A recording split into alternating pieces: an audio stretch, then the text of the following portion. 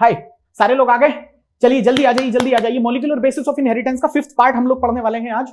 और इस 5th part में हम लोग देखो, पिछले वाले लेक्चर में मैंने चौथे नंबर में जो कल रिलीज हुआ था उसमें शायद मैंने आप लोगों को समझाया था, मुझे याद नहीं आ रहा, शायद ग्रिफिथ का एक्सपेरिमेंट था। और साथ साथ में मैंने उसमें आप लोगों को वॉन शेरमार्क और ऑस्टवाल्ड ओवरी वगैरह, एवरी वगैरह, इन सब के एक्सपेरिमेंट मैंने आपको समझाए थे किस तरीके से उन्होंने ग्रिफिथ के जो एक्सपेरिमेंट था उसको, जो बायोकेमिकल प्रिंसिपल था, ट्रांसफॉर्मेशन प्रिंसिपल था, उसको उन्होंने क्या किया, दोबारा से उसको साबित किया कि हाँ वो चीज डीएनए है। लेकिन all biologist were not convinced. मैंने आपको ये भी बात बताई थी कि क्यों सभी बायोलॉजिस्ट कन्विंस्ड नहीं थे। तो अब उस बात पे हम बात नहीं करेंगे। अब तुरंत आगे बढ़ जाते हैं।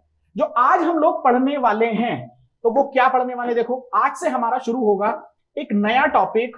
और ये नया टॉपिक बहुत ध्यान से देखिए, the genetic material is DNA. इसका मतलब अब मैं आप लोगों से बात कर रहा हूं किस चीज की, हर्शे और चेज के एक्सपेरिमेंट की। बहुत ध्यान से इस चीज को समझते चलिए, बड़े काम की चीज है आप लोगों के लिए, हर्शे एंड चेज। और बहुत ध्यान से देखिए, हर्शे एंड चेज का जो एक्सपेरिमेंट था वो 1952 में आया, और वॉटसन एंड क्रिक ने जो अपना डबल हेलिकल मॉडल प्रोड्यूस किया था या बताया था वो आपको आया था 1953 में। इसका मतलब इस वाले, और वो सारी कहानियां भी मैंने बायोमोलिक्यूल में आप लोगों को समझा रखी हैं कि उसमें रोजालिंड फ्रैंकलिन मैम का क्या काम है, विल्किंस म्यूरे और बाकी जितनी भी थे, आप समझ गए। तो उस चीज को अभी रहने देते हैं। आप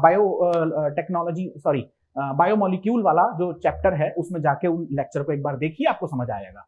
तो आज जो हम लोग पढ़ने वाले हैं ये बहुत ही मोस्ट ड्रास्टिक एक इंपॉर्टेंट कंटेंट है, और जो इस बात को अब पूरी तरीके से अनइक्विवोकली साबित करेगा कि आपका जो डीएनए है वही जेनेटिक मटेरियल है। यही एक जनरेशन से दूसरे जनरेशन में ट्रांसमिट होगा या ट्रांसपोर्ट होगा या जाएगा। हम लोग ये ऐसा बोलते हैं, कई बार आप लोगों ने ऐसा सुना होगा कि डीएनए का काम क्या है, तो छोटी क्लासेस में हम लोगों को ये समझा दिया जाता है कि एक जनरेशन से दूसरी जनरेशन में जाने का जो काम करेगा वो डीएनए होगा, उसी को हम जेनेटिक मटीरियल कहते हैं। भाई वो तो है, लेकिन डीएनए के और भी तो 50 काम है, वो क्यों नहीं समझ रहे आप। ये तो बात ठीक है कि डीएनए जेनेटिक मटेरियल है और बहुत अच्छी बात बोलते हैं हम लोग छोटी क्लासेस में, लेकिन डीएनए आपकी बॉडी के अंदर प्रोटीन सिंथेसाइज करेगा, पूरी की पूरी मशीनरी उसके चारों तरफ घूमेगी। वो भी हम लोग अब थोड़ी सी देर में, देर से मेरा मतलब था कि 2-4 सेट ऑफ लेक्चर्स के बाद में हम लोग रेप्लिकेशन वगैरह, ट्रांसक्रिप्शन वगैरह या फिर ट्रांसलेशन वगैरह, इनका सेट कंप्लीट स्टडी करेंगे। तो आज हम लोग क्या करेंगे, हर्शे एंड चेज। अब बहुत ध्यान से इसको स्टार्ट करते हैं हम लोग, और देखिए ये कहां से शुरू होगा, यहां से देखिए। एक्चुअली द अनइक्विवोकल प्रूफ जो आया डीएनए का वो जेनेटिक मटेरियल ही है, came from the experiments of Alfred Hershey and Martha Chase 1952। तो आप लोगों से बिल्कुल most likely to appear in your examination, हाँ ये फ्रेम हो सकता है क्वेश्चन कि अनइक्विवोकल प्रूफ किसने दिया, किसके एक्सपेरिमेंट से ये प्रूफ हुआ। तब आप ये आंसर करेंगे कि वो दो साइंटिस्ट का नाम हर्शे एंड चेज है, और इन लोगों ने ये अनइक्विवोकली प्रूफ किया। और एक चीज और समझिए, किसी भी एक्सपेरिमेंट की सक्सेस होने की गारंटी इस बात पे डिपेंड करती है बच्चे कि आपके पास एक्सपेरिमेंटल मटेरियल क्या था। यस, ये कहानी है। अब आप बहुत ध्यान से देखिए कि हमारे जो मेंडल सर थे उन्होंने एक्सपेरिमेंट किस चीज पर किया था, आप समझ गए, पी प्लांट पे किया था। अगर उन्होंने पी प्लांट की जगह पीपल के प्लांट पे या आम के प्लांट पे किया होता तो शायद बहुत मुश्किल हो जाता, रिजल्ट्स आना बहुत मुश्किल हो जाता। वही बात मैं आपको यहां समझाने की कोशिश कर रहा हूं। हालांकि आप लोगों को ये बात पता है कि जब मेंडल सर ने वो काम किया पी प्लांट पर, तो पी प्लांट पर क्यों किया, उसके क्या क्या एडवांटेजेस थे, वो पूरे के कैरेक्टर देखिए आप लोग एक बार जरा। प्रिंसिपल ऑफ इनहेरिटेंस जाइए एनसीईआरटी में, वहां आपको समझ में आएगा। और अब मैं आपको ये समझा रहा हूं कि हर्शे और चेज ने जो एक्सपेरिमेंट किया ये भी एक बहुत बड़ी राशनेल है कि भैया उनका एक्सपेरिमेंटल मटेरियल क्या था, पहले आप उसे समझिए। तो पहले मुझे आप ये बताइए कि आपका झगड़ा किस चीज पर है, आप किस चीज पर झगड़ रहे हैं। तो मेन मुद्दा ये आ गया कि सर झगड़ा है कि या तो कोई कह रहा है कि सर प्रोटीन हो सकता है जेनेटिक मटेरियल, कोई कह रहा है सर डीएनए हो सकता है जेनेटिक मटेरियल। तो जब इन दोनों चीजों पे झगड़ा है तो अब जरा आप लोग एक बार जरा ब्रिलियंट इनसाइट देखने की कोशिश करिए साइंटिस्ट लोगों की। एक चीज होती है साइट, आप समझिए, आंखों की नजर चेक कराते हैं ना आप लोग, तो कहते हैं ना आई साइट कमजोर हो गई। एक चीज हुई साइट, और एक चीज होती है इनसाइट, आप इसके बारे में भी समझिए, और एक चीज होती है ब्रिलियंट इनसाइट, आप समझे। तो साइंटिस्ट लोग अपनी साइट यूज नहीं करते बल्कि ब्रिलियंट इनसाइट यूज करते हैं। और इन्होंने यहां पर देखा कि झगड़ा किस चीज पर है, और जब समझ में आया अच्छा झगड़ा है प्रोटीन पर और झगड़ा है डीएनए पर, तो फिर देखिए एक्सपेरिमेंटल मटेरियल क्या निकला। Experimental material Hershey and chase का रहा बैक्टीरियोफेज। और बैक्टीरियोफेज वो चीज है, इसको बैक्टीरियोफाज भी बुलाते हैं, प्रोनाउंसिएशन का फर्क है थोड़ा सा, कई बार मैं हाइमन को हाइमोन भी बोल देता हूं, ऐसा हो जाता है ना। रिप्रोडक्शन चैप्टर में पढ़ा रहा हूं, वहां पे भी मैंने बोल दिया, कुछ बच्चे कमेंट भी कर रहे थे सर हाइमोन नहीं होता हाइमन होता है। अरे भाई हो जाता है, कोई बात नहीं, तुम्हें तो बात समझ में आ ही रही है ना। तो मैं क्या बोल रहा था कि बैक्टीरियोफेज ही क्यों लिया, क्योंकि बैक्टीरियोफेज के अंदर दो ही तो चीजें हैं, बैक्टीरियोफेज के अंदर दो ही तो चीजें हैं मेन, क्या? एक तो बाहर वाला प्रोटीन का कोट, जो बाहर वाला प्रोटीन का कोट हुआ, और उसके अंदर है डीएनए। और झगड़ा किस चीज पे? प्रोटीन पे और डीएनए पे। अब आपको बात समझ में आई कि एक्सपेरिमेंटल मटेरियल चूज करना, कि हम कौन सा एक्सपेरिमेंटल मटेरियल लें और एक्सपेरिमेंट करें, ये कितना ज्यादा क्रूशियल स्टेप हो सकता है। अब हर्शी एंड चेज ने क्या किया, अब आप ध्यान से समझने की कोशिश करिए। देखिए, पहले वो ये चीज समझाने की कोशिश कर रहे हैं कि बैक्टीरियोफेज, यस, ये देखिए, the bacteriophage attack the bacteria and its genetic material then enter the bacterial cell. पहले इस बात को समझिए। देखो, एक एक स्टेप समझते रहोगे तो आपके काम की चीजें हैं यहां पर, है ना। क्वेश्चन बहुत आराम से और बहुत ही सिंपल लैंग्वेज में आपसे पूछ लिया जाएगा। या कई बार लैंग्वेज कॉम्प्लिकेट हो जाएगी और उसमें तुम फंस लोगे, फिर बाद में चिल्लाओगे, करे ये तो आता था लेकिन एग्जाम में हम लोग मार खा गए। तो बात को समझने की कोशिश करिए। पहले मैं आप लोगों को, सुनिए, मैं पहले आप लोगों को बैक्टीरियोफेज की या बैक्टीरिया की कोई भी लाइटिक या लाइसोजेनिक साइकिल नहीं पढ़ा रहा हूं। पहले बहुत ध्यान से ये चीज पढ़ लीजिए, वो मैं कहीं और समझा दूंगा आपको अगर मौका मिलेगा तो वहां में ना जाकर के मैं सीधे सीधे आपसे मुद्दे की बात करता हूं। तो जरा एक काम की बात समझते हैं। देखिए, मान लीजिए मैंने आपसे ये कहा कि ये एक बैक्टीरिया है और ये बैक्टीरिया का जीनोमिक डीएनए हुआ, ये बैक्टीरिया का जीनोमिक डीएनए हुआ। अब बात करते हैं, ये बैक्टीरिया है और इस बैक्टीरिया के ऊपर आकर अटैक करेगा बैक्टीरियोफेज। देखिए, बैक्टीरियोफेज क्या है बच्चे? बैक्टीरियोफेज वायरस है, नाम से इंडिकेट हो रहा बैक्टीरियोफेज, यानी एक ऐसा वायरस जो बैक्टीरिया को किल करेगा, इसीलिए मैंने उसको बैक्टीरियोफेज कहा। अब देखो वो अटैक कैसे करता है, बहुत ध्यान से देखना। ये आ गया बैक्टीरियोफेज, ये इसकी ऊपर की वाली बॉडी और ये इसकी लेग लाइक स्ट्रक्चर है और इसके अंदर ये रहा इसका डीएनए।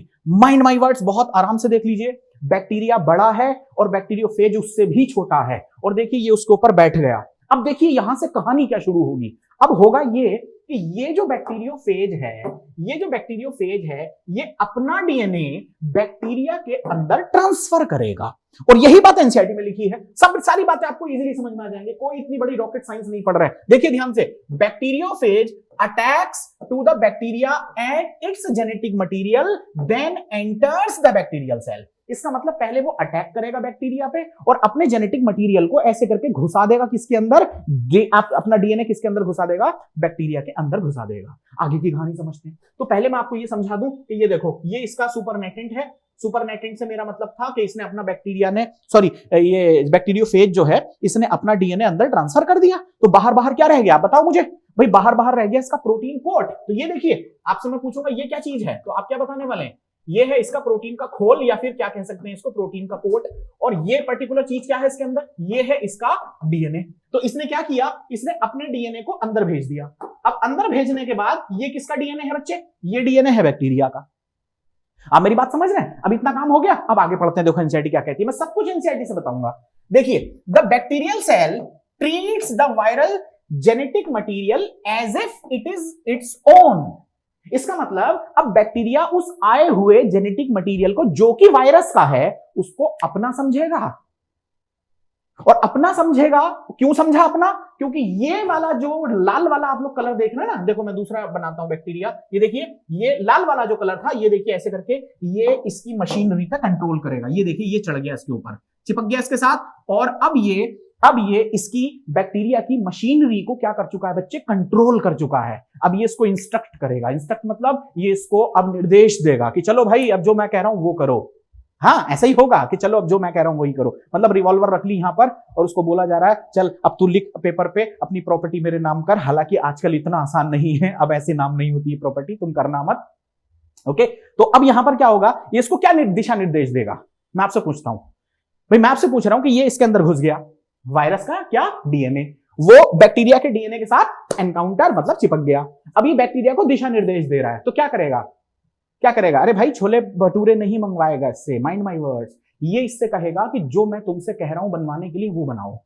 अब आप पूछोगे सर ये क्या बनवाएगा, मैं बताता हूं। ये इससे अपनी प्रोटीन बनवाएगा। कौन सी वाली? ये वाली। देखो बहुत ध्यान से देखो, ये देखो, ये देखो। अच्छा, ये बात तो आज तक तुम्हें पता ही है, ये बात तो तुम आज तक पता ही है कि डीएनए प्रोटीन को बना सकता है और डीएनए ही प्रोटीन को बनाता है ना। ट्रांसक्रिप्शन में, ट्रांसलेशन में हम लोगों को ये बात समझ में आएगी। और ये इससे एक नहीं बनवाएगा, हजारों कॉपीज बनवा लेगा अपनी प्रोटीन की, है ना। और साथ साथ में अपने डीएनए को भी रेप्लिकेट करेगा और ये इनके अंदर भरवा देगा। ये देखो ध्यान से, ये भरवा दिया। अब आप एक बात बताना मुझे छोटी सी, मैं बड़ी ब्रिलियंट इनसाइट की बात आपसे पूछने की कोशिश कर रहा हूं। वो क्या है? देखो सुनो मेरी बात, मैंने आपको डीएनए पढ़ा रखा है, मैंने आपको डीएनए पढ़ा रखा है, बात समझ में आई? मुझे आप एक छोटी सी बात बताओ, मैं अगर आपसे ये कहूं कि आपके पास एक सेल है और वो एक सेल दो में बदलना चाहती है, मतलब वो रेप्लिकेट करके क्या करनी चाहती है, वो डिवाइड करना चाहती है, तो डीएनए भी तो डबल होगा, यस और नो? भाई डीएनए भी तो डबल होगा, होगा नहीं होगा? एक सेल में डीएनए है 2.2 मीटर, आप कह रहे हो सेल डिवाइड करेगी, तो सेल डिवाइड करेगी तो एस फेज में जाके पहले डीएनए को भी तो सिंथेसाइज करेगी ना, डबल होगा ना डीएनए। अब सवाल ये आया कि डीएनए को मुझे एग्जैक्टली डबल करना है, तो फिर कच्चा मटेरियल क्या होना चाहिए? मटेरियल क्या देंगे आप?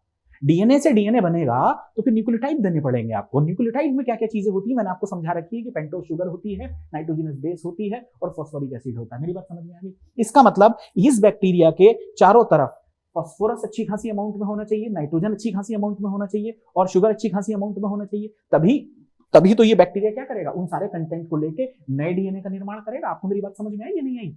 तो मान लीजिए कि आपने इसके चारों तरफ यहाँ पर बहुत सारा नाइट्रोजन डाल रखा है, बहुत सारा आप लोगों ने यहाँ पे फॉस्फोरस डाल रखा है, और ये क्या करता है, ये नाइट्रोजन, फॉस्फोरस, शुगर, ये सभी एलिमेंट्स को क्या करेगा, अपने अंदर लेता रहेगा और ले लेके नए डीएनए को बनाता रहेगा। तो एक बात तो तय है कि अगर अंदर तुम लोग डीएनए बनाना चाहते हो तो फिर डीएनए बनाने के लिए कच्चा मटेरियल कहां से आएगा? तो वही चीजें कौन है, वो नाइट्रोजनस बेस चाहिए, तुम्हें फिर फॉस्फोरिक एसिड चाहिए, तो वो सारी चीजें भी तो आपके पास अवेलेबल होनी चाहिए। अगर ये चीज नहीं होगी तो फिर डीएनए डुप्लीकेट कैसे होगा? एक डीएनए से तुम दूसरा डीएनए बनाना चाहते हो, है ना, एक पेंसिल से तुम दूसरी पेंसिल बनाना चाहते हो, तो यही तो बात आएगी कि तुम इसको देखते रहो। फिर आप कहोगे सर इसकी ये जो निब है छोटी सी, देखो, आप कहोगे सर मुझे इसकी निब भी चाहिए, तो मैंने एक निब ला के दे दी। फिर आपने कहा सर अंदर कॉपर की कुछ प्लेट लगी हुई है, तो मैं वो भी आपको ला के दूंगा। फिर आप कहोगे सर इसमें लिखा गया है, एक पेंसिल लिखा हुआ है, तो फिर मुझे कलर वाला मार्कर भी चाहिए। अरे भैया वो सारी चीजें तो चाहिए होंगी ना। तो डीएनए से डीएनए बनाने के लिए तुम्हें क्या चाहिए होगा? डीएनए से डीएनए बनाने के लिए तुम्हें क्या चाहिए होगा? वो सारा मटेरियल मुझे चाहिए होगा जो डीएनए में प्रेजेंट होता है। तो इसके पास वो चीजें प्रेजेंट नहीं थी, तो ये इसके अंदर घुस के इसके डीएनए से क्या कह रहा है कि वो बनाओ जो मैं कह रहा हूं। और बैक्टीरिया ने दाएं बाएं से सब जगह से वो सारी चीजें लेना शुरू कर दी और इस वायरस के लिए क्या बना के दे रहा है, इसी के पार्टिकल बना के दे रहा है। तो देखो ये पार्टिकल बन गए, लेकिन बहुत ही ज्यादा नमक हराम है ये। क्यों, कैसे, मैं आपको बताता हूं। इसने क्या किया, देखो, इसने ये किया कि फाइनली जब इसका काम निकल गया तो इसने इसकी स्किन को या फिर इसकी सेल वॉल को या इसकी प्लाज्मा मेम्ब्रेन को फाड़ दिया, और फाड़ने के बाद निकल करके बाहर आ गया। ये देखिए, ध्यान से देखिए, ये निकल करके बाहर आ गया। बताओ कितने वायरस बाहर निकल के आ गए? ये देखिए, फिलहाल मैंने तो 3-4 बताए, लेकिन मैंने क्या बोला कि ये थाउजेंड्स के नंबर में भी हो सकते हैं। ये निकल करके बाहर आ गए। कुछ ये कहानी तुम लोगों को इसके अंदर पढ़नी है। अब मुझे एक बात बताना छोटी सी, ये डीएनए देख रहे हैं आप, ये किसके अंदर था? इस वाले फाज के अंदर था, इस बैक्टीरियोफेज के अंदर था। इसने अपना डीएनए इसके अंदर ट्रांसफर कर दिया। फिर ये डीएनए जब इसके अंदर ट्रांसफर किया तो इस डीएनए के अंदर ये डीएनए जो था इसके डीएनए के साथ मिल गया बैक्टीरिया के। फिर इसको ये गाइड करने लगा, इसकी मशीनरी को हाईजैक करके इसको गाइड करने लगा। गाइड करने के बाद फिर इसने अपने जैसे क्या बनाए, वायरल पार्टिकल बनाने शुरू कर दिए। ये देखिए 2 फिलहाल दिखाई दे रहे हैं, फिर 2 से 4, 8, 16, बहुत सारे, देखो इनसे नहीं बनवा रहा हूं, यही बना रहा है। 2, 4, 16 ऐसे कितने भी हजारों बना दिए, और फाइनली ये इनको फाड़ करके निकल गया और इसने अपनी ये लाइफ साइकिल पूरी कर ली। आपको ये बात समझ में आई? ये बात समझ में आई या नहीं आई? ये बात बताओ पहले मुझे, जल्दी बोलो, समझ में आ गई या नहीं आई? अब सुनना मेरी बात ध्यान से, और मैं इसको और सिंप्लीफाई करने की कोशिश कर रहा हूं।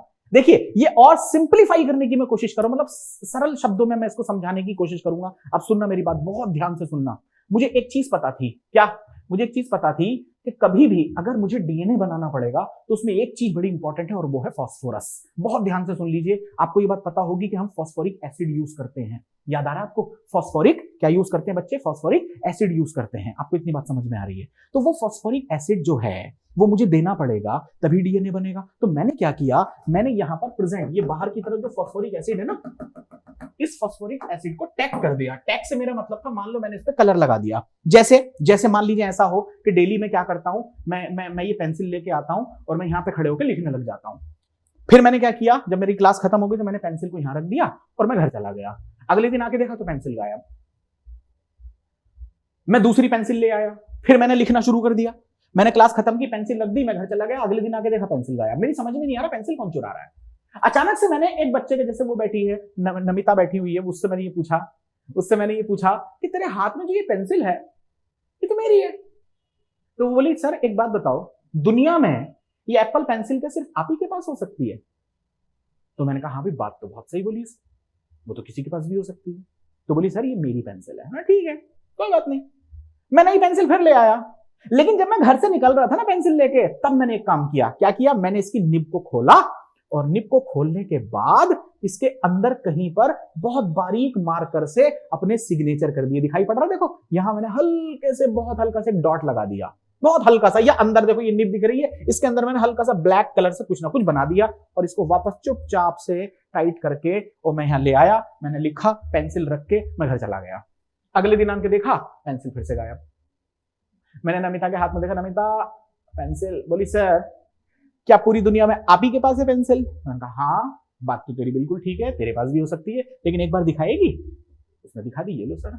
मैंने उसकी निब खोली और निब खोलने के बाद क्या देखा, नमिता तू पकड़ी गई है रे, देख मेरे अंदर सिग्नेचर हो रखे हैं। हाँ सर ये क्या कर दिया आपने? ऐसे पकड़ा मुझे? हाँ, मैंने इस पेंसिल को टैग कर दिया। मैं ये देखूंगा कि ये पेंसिल है तो लाखों लोगों के पास, लेकिन मेरी पेंसिल कौन सी है। तो मैंने उसकी निब खोल खोल के देखी और एक पे मुझे क्या दिखाई दिया, हाँ इसमें वो सिग्नेचर मेरे हो रखे हैं, या मैंने ए लिख दिया था, एम लिख दिया था, आरिफ मोहम्मद करके कुछ भी। और मैंने कहा देख ये बताइए कैसे आया, ये मैंने लिख रखा था। अब चाहे तू भले ही मुझे पेंसिल मत दे, लेकिन तू मान ले कि तूने चोरी की है। कैसे पता चला? अब नमिता तू टेंशन मत ले, तेरे ऊपर मैं ये कह नहीं रहा हूं, बात समझ में आ गई। अब मैं ये कहने की कोशिश कर रहा हूं कि मैं टैगिंग करूंगा यहां, मैं ये देखूंगा कि मेरी पेंसिल जाएगी कहां, कौन लेके जाएगा, कौन लेके जा रहा है मेरी पेंसिल। तो वो टैगिंग करने की यहां पर हम कोशिश करेंगे। तो बहुत ध्यान से अब फिर से मेरी बात को, I am just going to reemphasize whatever I said, mind my words. I am saying I am going to tag even a single molecule which is very necessary to preparation for the DNA and that is a phosphoric acid. So I am going to make the phosphoric acid as radioactive. तो इसका मतलब क्या हुआ कि मैं DNA को radioactive बनाने की कोशिश करूंगा, और फिर मैं एक सेट में प्रोटीन को रेडियोएक्टिव बनाने की कोशिश करूंगा। कोशिश नहीं करूंगा, कर ही दूंगा। फिर मैं अलग अलग कॉलोनी से इंफेक्शन होने दूंगा। फिर मैं ये देखूंगा कि एक जनरेशन से दूसरे जनरेशन में जब डीएनए गया तो क्या रेडियोएक्टिव गया, और इस वाले जिधर मैंने प्रोटीन को क्या किया है, सल्फर को टैग कर दिया, क्योंकि प्रोटीन में अमीनो एसिड में सल्फर, तो इधर मैंने सल्फर को टैग कर दिया। तो मैं ये देखूंगा कि एक जनरेशन से दूसरी जनरेशन में क्या रेडियोएक्टिव सल्फर जाएगा।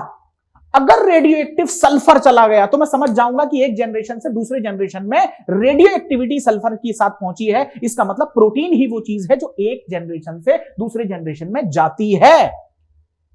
और अगर मैंने ये देखा कि मैं इधर डीएनए को क्या करने की कोशिश कर रहा हूं, रेडियोएक्टिव, और मैंने ये देखा कि मैंने इधर डीएनए रेडियोएक्टिव बनाया और अगले वाले बैक्टीरिया के अंदर मैंने डीएनए रेडियोएक्टिव देखा, तो इसका क्या मतलब हुआ कि हाँ डीएनए वो चीज है जो एक जनरेशन से दूसरे जनरेशन में जा रहा है, क्योंकि मैंने पहली जनरेशन में उसको रेडियोएक्टिविटी से टैग कर दिया और अगली जनरेशन में भी मुझे वो रेडियोएक्टिविटी मिला। मतलब बात तय है कि इस जनरेशन से दूसरी जनरेशन में जाने वाली चीज डीएनए है, क्योंकि डीएनए को मैंने टैग किया हुआ है। अब ये देखेंगे कि कौन पहुंचेगा। मैं दोनों को अलग अलग लेबल करूंगा, एक तरफ हल्का सा निशान लगा दूंगा फास्फोरस पे, एक दूसरे एक्सपेरिमेंट में निशान लगा दूंगा सल्फर पे। वो निशान क्या होंगे, मैं उनको रेडियोएक्टिव बनाऊंगा। फिर मैं देखूंगा कि अगली जनरेशन में क्या जाता है। अगर प्रोटीन चली गई रेडियोएक्टिव तो प्रोटीन जेनेटिक मटेरियल है, और अगर डीएनए चला गया रेडियोएक्टिव तो डीएनए जेनेटिक मटेरियल है। अब आपको बात समझ में आई मैं क्या समझा रहा हूं इतनी देर से? हाँ, नमिता का एग्जाम्पल कुछ ज्यादा भारी तो नहीं पड़ेगा नमिता, तू रो मत, टेंशन मत ले, सब सही हो जाएगा। जरा कमेंट खोलना इनके। हाँ चलिए चलिए चलिए चलिए, अब यहां आते हैं, ये देखिए।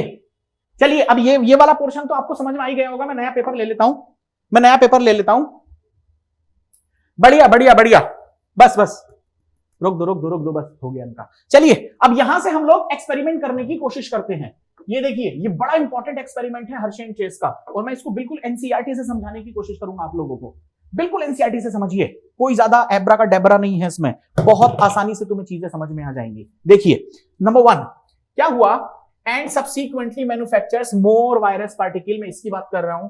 Hershey and Chase work to discover whether it is protein और डीएनए। इसका मतलब हर्शे और चेस किस चीज पे बात करने की कोशिश कर रहे हैं, वो ये देखने की कोशिश कर रहे हैं कि ये जो चीज जा रही है अगली जनरेशन में ये डीएनए है, या फिर ये जो चीज जा रही है अगली जनरेशन में ये प्रोटीन है। बस ये देखने की कोशिश की जाएगी। कैसे होगी, मैं मोटी मोटी बात आप लोगों को पहले ही बता चुका हूं कि it could be the radioactive sulphur और it could be the radioactive phosphorus, क्योंकि फास्फोरस सिर्फ डीएनए में होती है, प्रोटीन में नहीं होती, और सल्फर सिर्फ प्रोटीन में होती है, वो डीएनए में नहीं होती। आपको बात समझ में आई रैशनल क्या है? एक्सपेरिमेंटल मटेरियल कितना जबरदस्त चुना है, तभी देखिए एक्सपेरिमेंट सफल हुआ। अब आगे बढ़ते हैं।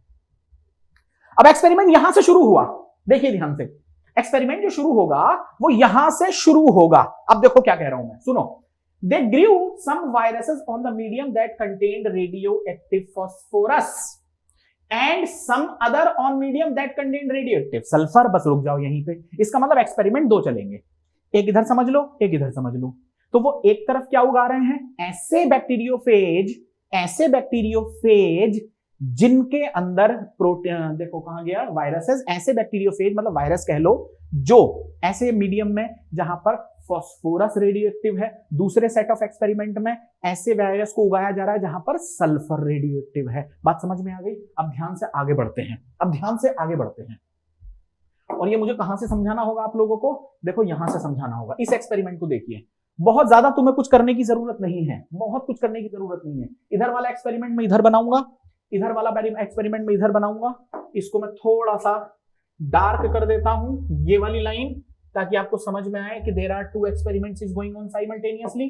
2 एक्सपेरिमेंट चलेंगे और बहुत आसानी से तुम्हें ये बात समझ में आएगी। तो मुझे बार बार एनसीईआरटी पे जाना पड़ेगा आपको समझाने के लिए, बार बार मुझे एनसीईआरटी पे जाना पड़ेगा। आप भी कोशिश ये करिए कि एनसीईआरटी में इधर भी और इधर भी काफी जगह बची हुई है, तो उसमें दोबारा इस एक्सपेरिमेंट को बेटर तरीके से कर लीजिए। सुनो मेरी बात ध्यान से। उन्होंने क्या लिया, एक्सपेरिमेंट नंबर 1 और एक तरफ ले लिया experiment number 2। Mind my words, मैं आपको समझाने की नहीं, मैं आपको सिखाने की कोशिश कर रहा हूं, और मेरी ये कोशिश बिल्कुल सफल होगी, मुझे उम्मीद है। ध्यान से सुनिए, यहां पर एक बैक्टीरियोफेज को उगाया गया, ये देखिए ये बैक्टीरियोफेज है, इसको ऐसे मीडियम पे उगाया गया है, माइंड माय वर्ड्स, इसको ऐसे मीडियम पे उगाया गया है जिसमें सल्फर को क्या बना दिया गया है, मतलब सल्फर को क्या बना दिया गया है, रेडियो एक्टिव। अब देखो, आप मुझसे ये पूछोगे सर ये कैसे किया, तो बेटे वो फिर हायर क्लास की बात हो जाएगी, है ना। तो अभी फिलहाल उसको रहने दे, बस ये समझ ले कि एक तरफ वायरस को किससे लेबल किया, उसके प्रोटीन कोट को किससे लेबल किया, सल्फर से लेबल किया। अब सुनो मेरी बात, ये इसका क्या है, ये ब्लैक कलर में बताओ क्या है, तो आप कहोगे सर ये है इसका प्रोटीन कोट। प्रोटीन कोट मतलब बाहर बाहर का खोल। इधर आइए, इधर पहले इधर ही देख लेते हैं। और प्रोटीन कोट के अंदर देखो इन्होंने क्या किया, सल्फर ले ली। और सल्फर कौन सी वाली ली है, बहुत ध्यान से मेरी बात को समझने की कोशिश करिए। इसके अंदर इन्होंने क्या लिया है, सल्फर, और सल्फर इसके अंदर कैसी ली है इन लोगों ने, रेडियो एक्टिव। ये रेडियो एक्टिव सल्फर ले ली इसके अंदर। समझ गए मेरी बात? अब ध्यान से सुनना, मैं रेडियो एक्टिव सल्फर को रेड कलर से बना देता हूं। रेडियो एक्टिविटी को चलो हम रेड कलर से दिखाने की कोशिश करते हैं। वैसे तो रेडियो एक्टिविटी को हम लोग हल्के से ग्रीन कलर से दिखाने की कोशिश करते हैं, लेकिन आपकी एनसीईआरटी ने उसको रेड कलर से यूज किया है, तो मैं रेड से ही बना रहा हूं। तो ध्यान से देखिए, ये आ गया इसका प्रोटीन कोट, और इसके प्रोटीन कोट की ये लेग्स आ गई इसकी। और बहुत ध्यान से समझना, इसके अंदर जो डीएनए है वो नॉर्मल है। कुछ समझ आई बात या नहीं? इसके अंदर 2 चीजें हैं, देखो ध्यान से। एक तो बाहर का प्रोटीन कोट किससे मिलकर बना सर, प्रोटीन से। प्रोटीन के अंदर ऐसी क्या चीज है, सल्फर। सल्फर को क्या कर दिया, रेडियो एक्टिव बना दिया। लेकिन जो अंदर का डीएनए है वो नॉर्मल है, इसका मतलब उसके अंदर जो फास्फोरस है वो रेडियो एक्टिव नहीं है। अब इसके अंदर protein radio active, sulphur normal. इधर मैं क्या करूंगा, इधर मैं प्रोटीन को नॉर्मल करूंगा और प्रोटीन को नॉर्मल करूंगा और डीएनए को रेडियो एक्टिव बनाऊंगा। बिल्कुल उल्टा करना है। तो इसका मतलब अब बाहर का जो प्रोटीन कोट है वो ब्लैक कलर से बना देते हैं। क्यों? क्योंकि यहां पर जो प्रोटीन है वो बिल्कुल नॉर्मल है, लेकिन अंदर का जो डीएनए है उसको मैं रेड कलर से बना देता हूं। क्यों बनाया अंदर मैंने डीएनए रेड कलर से? क्योंकि रेडियो एक्टिव डीएनए है। तो इसका मतलब मुझे यहां पर लिखना पड़ेगा कि ये पर्टिकुलर चीज डीएनए है, और डीएनए के अंदर फास्फोरस कैसी है, रेडियो एक्टिव। तो मैं आगे लिख देता हूं इसको रेडियो एक्टिव। तो फास्फोरस इसके अंदर रेडियो एक्टिव ले ली गई है। बड़ा सिंपल सा प्रोसेस है ये, बहुत सिंपल। अब फिर दोबारा समझ लो, इसके अंदर मैं लिख दूं इसको प्रॉपर, जैसे उधर लिखा मैंने, जैसे यस। तो अंदर क्या है, ये देखिए डीएनए, और डीएनए देखो कैसा है बच्चे, नॉर्मल। लिख दिया मैंने डीएनए नॉर्मल। ये क्या लिखा मैंने, प्रोटीन, और प्रोटीन कैसी है इसके अंदर, रेडियो एक्टिव। रेडियो एक्टिव क्यों? क्योंकि इसके अंदर सल्फर रेडियो एक्टिव है। समझ गए, सल्फर रेडियो एक्टिव है। यहां ये प्रोटीन कैसी है इसके अंदर, यहां से दिखेंगे आप लोग, ये लिखा आप लोगों ने सर प्रोटीन, और प्रोटीन के आगे आप लोगों ने लिखा नॉर्मल। लो जी, हो गई कहानी खत्म। ये देखिए, इधर protein normal, DNA radioactive, इधर DNA normal, protein radioactive. आपको समझ आई बात? आपको मैंने लिख दिया प्रॉपर, कोई प्रॉब्लम नहीं है। चलिए आगे बढ़िए। तो डीएनए नॉर्मल। अब हम क्या करते हैं, इसको 2 अलग अलग बैक्टीरियाज पर इंफेक्शन कराते हैं। इंफेक्शन समझ गए? इसका मतलब अब ये भी किसी ना किसी बैक्टीरिया के ऊपर बैठेगा, और ये भी किसी ना किसी बैक्टीरिया के ऊपर बैठेगा। और अब बताओ जल्दी, बैक्टीरिया के ऊपर बैठने के बाद ये क्या करेगा? तुम तुरंत समझ गए सर, ये अपना जेनेटिक मटेरियल अंदर भेजेगा। तो भैया एक जनरेशन से दूसरी जनरेशन में जाने वाली चीज ही तो पता करनी है, वही तो जेनेटिक मटेरियल होता है। मुझे यही तो चेक करना है कि बैक्टीरिया के अंदर क्या जाएगा, प्रोटीन जाएगी या डीएनए जाएगा, वो मुझे देखना है। तो मैंने क्या किया, इन्फेक्शन कराया। और जैसे ही मैंने इन्फेक्शन कराया तो अब आप इधर के डायग्राम से समझ सकते हैं। देखिए इधर के डायग्राम से समझिए कि यहां पर मैंने आपसे ये बोला कि ये देखिए ध्यान से, ये एक बैक्टीरिया है और इस बैक्टीरिया के ऊपर इन्फेक्शन करा दिया, और जब इन्फेक्शन कराया तो अंदर डीएनए पहुंच गया। अब जल्दी बताओ, अंदर डीएनए जो पहुंचा, ये देखो ये डीएनए अंदर पहुंच गया। और जो लाल कलर वाली प्रोटीन थी, प्रोटीन का जो कोट था वो ये देखो ये रह गया बाहर। ये देखो ध्यान से देखो, ये बाहर रह गया। ये देखिए, ये देखिए, ये देखिए, ये खाली कोट बाहर रह गए। अंदर क्या पहुंचा? अंदर डीएनए पहुंच गया। ऐसे ही सेम इधर बताइए, इधर क्या होगा? बहुत ध्यान से देखिए, इधर क्या होगा? ये बैक्टीरिया है और इसमें इंफेक्शन कराया तो अंदर रेड कलर का क्या पहुंच गया? जल्दी बोलो, रेड कलर का क्या पहुंच गया? डीएनए पहुंच गया। देखो क्योंकि रेड कलर का डीएनए है अंदर, ये अंदर पहुंच गया। और जो बाहर ब्लैक कलर के आपके पास ये बचे, जिनका नाम क्या है बच्चों? प्रोटीन कोट, जिनको हम सुपरनेटेंट कहेंगे। अभी रुक जाइए, ये देखिए ये प्रोटीन कोट बाहर रह गए। इसके बाद पहले इन्फेक्शन कराया, फिर इसके बाद मैंने ब्लेंडिंग करा दी, ब्लेंडर में डाल के ब्लेंडिंग करा दी, समझ गए? इन्फेक्शन प्रॉपर हो गया। और उसके बाद फाइनली फिर मैंने सेंट्रीफ्यूजेशन करा दिया। सेंट्रीफ्यूजेशन का मतलब उसको एक सेंट्रीफ्यूगेशन मशीन में डाल के और उसको रोटेट कराया बहुत ज्यादा आरपीएम पर, रोटेशन पर मिनट। तो ये जो बाहर जो प्रोटीन के कोट थे ना, ये बैक्टीरिया से अलग हट गए। अब मुझे बस ये चेक करना है, मुझे सिर्फ ये चेक करना है कि बैक्टीरिया के अंदर क्या पहुंचा है, प्रोटीन पहुंची है या डीएनए पहुंचा है। और पता कैसे चलेगा? Radio activity. तो बहुत ध्यान से देखिए, जब मैंने इसके अंदर जानने की कोशिश की कि बैक्टीरिया के अंदर क्या पहुंचा है, तो मुझे अंदर दिखाई पड़ा रेडियो एक्टिव फास्फोरस। क्या दिखाई पड़ा? Radio active phosphorus. इधर वाले डायग्राम में देखिए, रेडियो एक्टिव फास्फोरस अंदर मुझे देखने को मिली। क्यों? क्योंकि मैंने डीएनए को रेडियो एक्टिव बना रखा था और डीएनए मुझे सेल के अंदर मिला। इसका मतलब फास्फोरस का जाना मुझे यह बता रहा है कि रेडियो एक्टिव मैंने फास्फोरस लगाई थी डीएनए में, तो इसका मतलब डीएनए अंदर पहुंचा है। इसका मतलब एक जनरेशन से दूसरी जनरेशन में जो चीज पहुंचती है वो डीएनए है। फिर मैंने क्या किया, जो बाहर सुपरनेटेंट है, बाहर सेंट्रीफ्यूजेशन करने के बाद बाहर जो सुपरनेटेंट है, सुपरनेटेंट का मतलब यह हुआ कि उसके जो कोट थे प्रोटीन के, मैंने उनको भी स्टडी किया। और जब उनको स्टडी किया तो उसको कोई रेडियो एक्टिविटी नहीं मिली। अब एक मिनट जरा इधर आइए, फिर मैंने क्या किया, इस वाली सेल को स्टडी किया। और जब इस सेल को मैंने स्टडी किया तो अंदर का डीएनए जो है वो मुझे रेडियो एक्टिव नहीं मिला। जल्दी पूछो क्यों नहीं मिला? क्योंकि यहां पर मैंने डीएनए नॉर्मल रखा था, तो मुझे अंदर डीएनए नॉर्मल ही मिला। लेकिन मैंने रेडियो एक्टिव किसको बनाया था? प्रोटीन को। और जब बाहर मैंने सुपरनेटेंट को चेक किया, ये देखिए, और जब मैंने बाहर पड़ी हुई प्रोटीन को चेक करने की कोशिश की, तब मुझे एक बात समझ में आई, अच्छा ये जो बाहर पड़ी हुई प्रोटीन है इसके अंदर मुझे रेडियो एक्टिविटी मिली। इसका मतलब प्रोटीन सेल के अंदर गई ही नहीं, वो बाहर ही रह गई। और गया अंदर कौन? डीएनए। इस चीज ने अनइक्विवोकली ये चीज प्रूव कर दी कि वो चीज जो सेल के अंदर पहुंचती है और जेनेटिक मटेरियल का काम करेगी, वो डीएनए है, वो प्रोटीन नहीं है। आई थिंक ये बात आपको यहां तक समझ में आ गई है। मैंने आपको इसी डायग्राम पे सारी चीजें समझा दी हैं, कुछ करने की जरूरत नहीं है। इतने बढ़िया डायग्राम है कि कई बार हम इन्हीं को ऐसे मतलब बना के प्रैक्टिस कर लेते हैं और बोर्ड पे यही लिखते हैं। आप समझे? तो आप देख सकते हैं कि क्या कहानी हुई। यहां रेडियो एक्टिव सल्फर को कर दिया, सल्फर 35 लेबल्ड प्रोटीन कैप्सूल। यहां देखिए radio active phosphorus, phosphorus 32 labelled DNA के साथ कर दिया।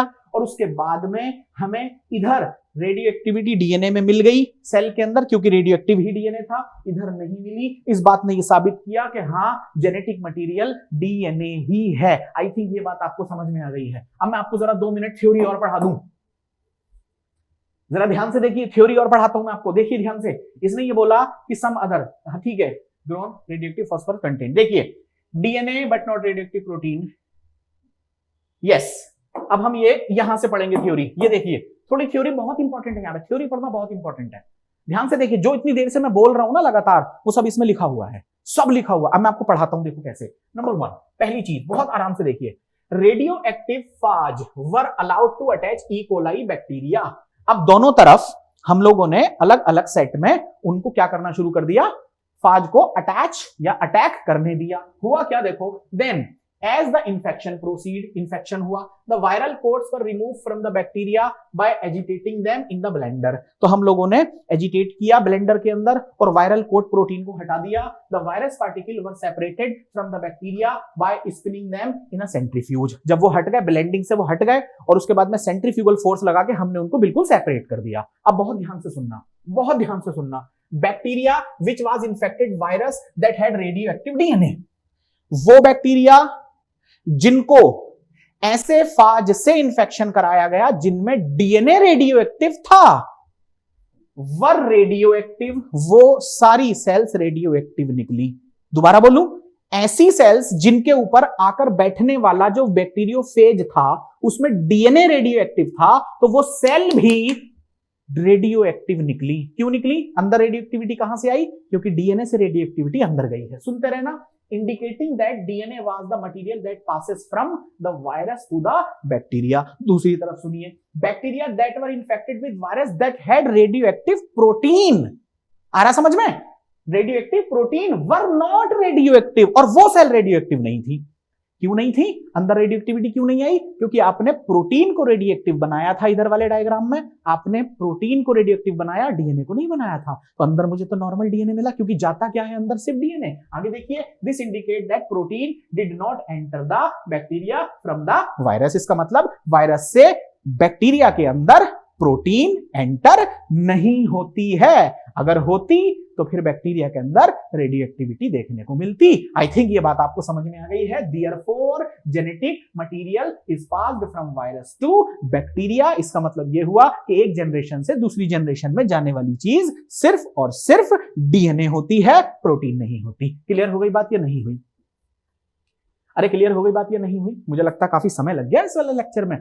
हाँ, आधा घंटा तो हो ही चुका है इस लेक्चर को पढ़ाते हुए, लेकिन कोई बात नहीं, आपको समझ में आना चाहिए। मेन मुद्दा यह है कि समझ में आ गया तो कहानी क्लियर है, और समझ में ही नहीं आया तो भैया छੱਡ दो सारी चीजें। तो अब फिर से समझाऊंगा नहीं, लेकिन एक छोटी सी चीज बताने की कोशिश कर रहा हूं, मतलब अपने ऊपर रख के बताने की कोशिश कर रहा हूं। अपने ऊपर से मेरा मतलब था कि मैं आपको ऐसे बताने की कोशिश कर रहा हूं। सुनो बहुत ध्यान से, मैं आपसे ये कहने की कोशिश कर रहा हूं कि मेरी स्किन, चलो स्किन छोड़ते हैं, कलर बालों का ले लेते हैं ना। ये जो मेरे बाल आपको दिखाई पड़ रहे हैं ये ब्लैक हैं, ये ब्राउन नहीं है।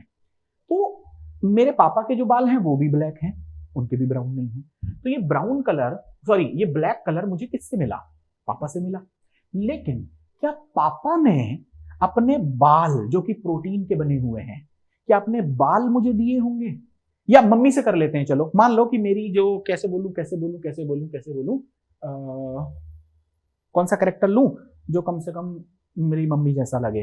तो चलो बाल को ही समझ लेते हैं कि मेरी मम्मी के बाल भी काले हैं, मेरे बाल भी काले हैं। तो जब मैं अपनी मम्मी के वॉम्ब के अंदर था, जब मैं इंट्रायूट्राइन लाइफ में था, तो क्या मेरी मम्मी के बालों का कुछ हिस्सा मुझे मिल गया होगा? मम्मी के बाल कट गए होंगे और जाके मेरी खोपड़ी पे टक टक टक टक करके लग गए होंगे। अगर ऐसा हुआ होता तो फिर मम्मी की बॉडी से मुझे प्रोटीन मिली होती। आप बात समझो, मेरे नेल देखो, जब मैं अपनी मम्मी के वॉम्ब में था, जब मैं इंट्रायूट्राइन लाइफ में था, तो उस वक्त मेरी मम्मी के जो नेल हैं उनका छोटा सा पार्ट टूट के मुझे मिल गया होगा। ऐसा लग रहा है आपको? द आंसर इज नो, ऐसा नहीं है। तो इसका मतलब क्या हुआ कि अगर ऐसा होता कि मेरी मम्मी का नेल टूटता या अंदर से पीछे से नेल ऐसे ब्लड से होता हुआ जाता और जाके मम्मी के वॉम्ब में पहुंचता और मुझे मिल जाता, तो फिर क्या ट्रांसफर हुआ? मम्मी से मुझ में क्या ट्रांसफर हुआ? प्रोटीन ट्रांसफर हुई। लेकिन मैं क्या कह रहा हूं, ऐसा कभी हुआ ही नहीं है। इसका मतलब क्या हुआ कि मम्मी का जो ओवा है, उस ओवा के अंदर नाखून यानी नेल बनाने वाला जीन रहा होगा। बात समझ में आ रही है? जीन रहा होगा, वो जीन मुझे मिला। आप समझे मेरी बात? वो जीन मुझे मिला और फिर वो जीन जब मेरे अंदर पहुंच गया तो उस जीन की कॉपी, उस जीन ने क्या किया होगा? देखो सेंट्रल डोग्मा, उस डीएनए ने फिर प्रोटीन बनाई होगी और वो प्रोटीन मेरे नाखून में आ गई। तो फिर गया क्या? मम्मी से मुझे क्या मिला? सिर्फ डीएनए। मम्मी से मुझे कभी प्रोटीन मिली ही नहीं है। कुछ बच्चों को यह कंफ्यूजन होता है कि मां से ब्लड बच्चे को मिलता है। अरे भाई रोक दो यही गाड़ी को अपनी। आपकी मम्मी से आपको कुछ भी नहीं मिलता except the haploid set of DNA. Yes, तो इसका मतलब सीधी सीधी बात है कि एक पीढ़ी से दूसरी पीढ़ी में जो चीज जाती है वो डीएनए होती है, वो प्रोटीन नहीं होती। और अगर ऐसा होता तो हम 4 भाई बहन हैं, हम 4 भाई बहन हैं, अगर मुझे मेरे 3 बाकी भाई बहनों को बाल अगर मम्मी से मिले होते तो 4 बच्चे पैदा करने के बाद में मेरी मम्मी तो गंजी हो गई होती, क्योंकि सारे बाल तो हमें मिल गए होते। तो मम्मी से नहीं मिले हैं बाल, समझ गए, नाखून नहीं मिले हैं मम्मी से, ना पापा से मिले, किसी से नहीं मिले, लेकिन इन सब चीजों को बनाने का जो जीन है वो मुझे आधा सेट मम्मी से मिला है और आधा सेट पापा से मिला है, मैं ये कह रहा हूं। तो फिर एक जनरेशन से दूसरी जनरेशन में क्या गया, सिर्फ और सिर्फ डीएनए, और डीएनए ने सेंट्रल डोग्मा किया, मतलब डीएनए से आरएनए, आरएनए से प्रोटीन, और प्रोटीन बनती चली गई। इसीलिए प्रोटीन बनती है डीएनए को देखकर। प्रोटीन कभी भी ट्रांसपोर्ट नहीं होती एक जनरेशन से दूसरी जनरेशन में। मुझे लगता है 2-3 मिनट मैंने आपके ले लिए, शायद आपको बात समझ में आ गई होगी मैं क्या कह रहा हूं। खैर चलिए, अब ये इतनी बात क्लियर हो गई, चलिए आगे बढ़ते हैं फटाफट। देखिए आगे बढ़ते हैं। अब मैं आपको यह समझाने की कोशिश कर रहा हूं कि property of genetic material DNA versus RNA क्या है। बहुत ध्यान से देखिए, property of genetic material DNA versus RNA, ये क्या है, इसको समझने की कोशिश करते हैं। तो पहले एक काम करते हैं, मैं इसको नए लेक्चर में ही पढ़ाता हूं, आपको नए लेक्चर में ही पढ़ाता हूं, इसको मैं यही रोकता हूं, है ना। बस नया लेक्चर अभी आने वाला है, लीजिए ये 5वां लेक्चर है। 6ठे लेक्चर में हम इसको स्टडी करते हैं, तब तक के लिए थैंक यू वेरी मच। चलिए बच्चों, लेक्चर 5वां ही है, मैंने थोड़ा आराम ले लिया है बीच में, लेक्चर 5वां ही है, इसी में मिल रहा होगा आप लोगों को। हाँ आगे चलते हैं, कहां पहुंचे थे हम लोग, 25 नंबर की स्लाइड ये आ गई। तो ध्यान से देखिए, मैं यहां पर आपको लोगों को लेकर आ चुका था, मैंने आपको ये बोला था कि अब हम क्या करते हैं, जरा प्रॉपर्टी देख लेते हैं, प्रॉपर्टी ऑफ जेनेटिक मटेरियल। और प्रॉपर्टी कैसे देखेंगे, डीएनए वर्सेस आरएनए में देखेंगे। हम ये देखने की कोशिश कर रहे हैं कि ये जो डीएनए है और आरएनए है और प्रोटीन है, इनमें से सबसे बढ़िया कंटेंडर कौन हो सकता है जो ये कहे कि भैया मैं ही हूं, मुझे सब कुछ आता है, मैं ही हूं जो जेनेटिक मटेरियल का काम करूंगा, ना ही आरएनए होगा ना ही प्रोटीन होगा, और वो होगा डीएनए। तो जरा उस पर नजर डालते हैं कि कहानी क्या है। सुनिए, from the foregoing discussion it is clear that the debate between protein versus DNA as the genetic material were unequivocally resolved from the Hershey and Chase experiment. अब मैं सिर्फ थ्योरी बताता चलूंगा और वो सारी चीजें आप ध्यान से देख लीजिए, इसमें आप कुछ है नहीं, अब पूरी ये कहानी आप लोगों को बस समझनी है, बहुत ध्यान से बस, और सुनते रहिएगा। देखिए, it became an established fact that DNA that act a genetic material, however subsequently become clear that in some viruses, हाँ डीएनए जेनेटिक मटेरियल का काम करता है, ये बात श्योर है, लेकिन सब्सिक्वेंटली ये भी क्लियर हुआ कि बहुत सारे वायरस, कुछ ऐसे वायरस भी हैं जिसमें जेनेटिक मटेरियल डीएनए नहीं होता, उसमें जेनेटिक मटेरियल आरएनए होता है। समझिए, तो कौन कौन से होते हैं, RNA the genetic material, for example tobacco mosaic virus. आप लोग 11th की एनसीईआरटी में प्लांट किंगडम में पढ़िए, वहां पर टोबैको मोज़ेक वायरस दिखाया गया है, उसके अंदर आरएनए प्रोटीन है, सॉरी आरएनए जेनेटिक मटेरियल है। QB bacteriophage etcetera, QB bacteriophage होता है, जैसे अभी एक लैम्डा फेज होता है और अभी मैंने आपको लोगों को दिखाया बैक्टीरियोफेज, एक क्यूबी बैक्टीरियोफेज है, उसके अंदर भी क्या है उसके अंदर, अगेन उसके अंदर भी आप लोगों को क्या मिलेगा, आरएनए। देखिए, answer to some of the question such as why DNA is the predominant genetic material. आप मुझे एक बात बताइए, डीएनए ही जेनेटिक मटेरियल क्यों कह रहे हैं आप, आरएनए को क्यों नहीं कह रहे? चलो प्रोटीन को हटाते हैं अब, है ना, प्रोटीन को हटाते हैं, प्रोटीन जेनेटिक मटेरियल नहीं हो सकता, ये बात तय है। तो एक बात मुझे ये बता दो, तो फिर आप लगातार डीएनए को ही जेनेटिक मटेरियल क्यों कह रहे हो, ऐसा क्यों है? तो उसको भी समझने की कोशिश करिए। देखिए, whereas RNA perform dynamic function of the messenger and adapter has to be found from the differences between chemical structure of the two nucleic acid molecule. Mind my words. अगर मैं आपसे ये पूछूं कि एक तरफ मैंने रखा किसको बच्चे, डीएनए को, और एक तरफ मैंने रखा किसको, आरएनए को, तो आरएनए का फंक्शन और डीएनए के फंक्शन डायनामिक है। डायनामिक से मेरा मतलब, सुनो मेरी बात ध्यान से, अगर मैं आपसे पूछूं डीएनए किसकी तरह काम कर रहा है, तो आप लोग क्या बोलने वाले हो, सर डीएनए काम कर रहा है किसकी तरह, जेनेटिक मटेरियल की तरह। मोस्ट ऑफ द ऑर्गेनिज्म, यानी कि maximum number of the organisms के अंदर जो जेनेटिक मटेरियल है वो कौन है, वो डीएनए है। लेकिन फिर आरएनए यहां पर क्या कर रहा है, आरएनए के डायनामिक फंक्शन है, मैं आपको बताता हूं आराम से कैसे, बहुत ध्यान से देखिए। डीएनए छोड़िए, अब आरएनए पे आइए। आरएनए का एक पार्ट होगा या एक होगा कंटेंडर, वो and that is simply your mRNA. MRNA किसकी तरह काम करेगा, मैसेंजर। आपको ये बात समझ में आनी चाहिए कि डीएनए होता है, डीएनए से फिर आरएनए बनता है, और आरएनए कई तरह के होंगे, जिसमें से एक हो गया मैसेंजर आरएनए, एक हो गया आप लोगों का टीआरएनए। टीआरएनए को ही मैं अडैप्टर मॉलिक्यूल बोल रहा हूं। अडैप्टर मॉलिक्यूल क्यों, क्योंकि अभी आने वाली एनसीईआरटी में या आने वाले कुछ सबसीक्वेंट लेक्चर जो भी होंगे उसके अंदर मैं आप लोगों को कुछ इस तरह की चीजें पढ़ाऊंगा। ये आप लोगों को टीआरएनए की तरह एक्ट करेगा और यहाँ पर ये अमीनो एसिड को अपने ऊपर चार्ज करेगा। इसी को हम लोग बोलेंगे अमीनो एसाइलेशन। इसका मतलब ये हुआ कि एक टीआरएनए जो होता है वो अमीनो एसिड को चार्ज करके प्रोटीन सिंथेसिस में हेल्प करेगा। ये आपको मैं वापस प्रोटीन सिंथेसिस में पढ़ाने वाला हूं, टेंशन मत लीजिए। दूसरा देखिए, ये भी इसकी तरह काम करेगा। एक होगा जिसे आप लोग बोलेंगे आरआरएनए। आरआरएनए। अब आरआरएनए क्या बला है आप समझिए, राइबोसोम्स के अंदर जरूर आप लोगों को पढ़ाया गया होगा, एक तरफ प्रोकैरियोटिक आरएनए, एक तरफ यूकैरियोटिक आरएनए। तो प्रोकैरियोटिक आरएनए के अंदर आप लोगों को ये चीज बिल्कुल पढ़ाई गई होगी कि छोटी सब यूनिट में कौन सा आरएनए मिलता है आप लोगों को 16S, उसकी बड़ी सब यूनिट में कौन सा मिलेगा बच्चे 23S, फिर कौन सा मिलेगा 5S, जबकि यूकैरियोटिक की छोटी सब यूनिट में कौन सा मिलेगा आप लोगों को 18S। मेरे साथ साथ बोल रहे हैं कुछ बच्चे, बहुत अच्छी बात है। और बड़ी वाली सब यूनिट में कौन सा मिलेगा 28S, फिर एक मिलेगा 5S, एक मिलेगा 5.8S। आप समझिए इन सभी आरएनए में से अगर मैं प्रोकैरियोट की बात करूं तो 23 और यूकैरियोट की बात करूं तो 28। ये दोनों जो आरएनए हैं ये राइबोजाइम की तरह फंक्शन करते हैं। राइबोजाइम का मतलब ये हुआ कि इनके अंदर कैटालिटिक एक्टिविटी है, यस। तो इसका डायनामिक रोल कितना जबरदस्त है। और समझाता हूं, रुकिए, आप लोगों को यह बात पता होनी चाहिए कि डीएनए के अंदर डीऑक्सीराइबोस शुगर होती है। इसका मतलब वो जो पेंटोस शुगर थी उसके सेकंड नंबर के कार्बन पर OH में से O गायब था, H प्रेजेंट था। वो कौन सी शुगर हुई? डीऑक्सीराइबोस शुगर, जो डीएनए के अंदर प्रेजेंट थी। लेकिन जब मैं तुमसे आरएनए की बात करूंगा तो तुम क्या बोलोगे कि सर आरएनए के अंदर जो प्रोटीन अवेलेबल है वो राइबोस शुगर है, और राइबोस शुगर वो शुगर हुई जिसके सेकंड नंबर के कार्बन पर भी OH लगा हुआ है, इसीलिए वो ज्यादा रिएक्टिव है। आपको बात समझ में आ रही है?